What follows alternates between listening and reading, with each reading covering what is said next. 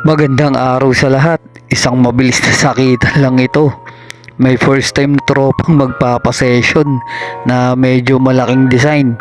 Kasi yung nauna siyang tattoo ay minimalist lang sa may bandang likod ng tenga. Pero ngayon handa na ang tropa sa mga gatangkal na sukat na tattoo.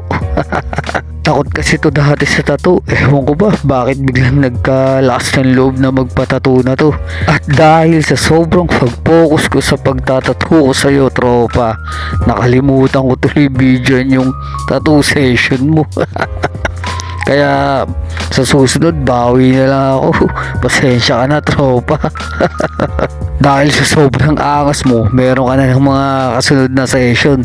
Doon na lang ako babawi. Kasi may mga nakaplano ka pa talagang isusunod dyan. Ang angas. Pag angas mo na yan kay Siksik, siguradong inggit yun. At sa mga nagbabalak at gustong magpatattoo dyan, mag-message lang po kayo. Maraming salamat sa tiwala at suporta. Magpatattoo ka na.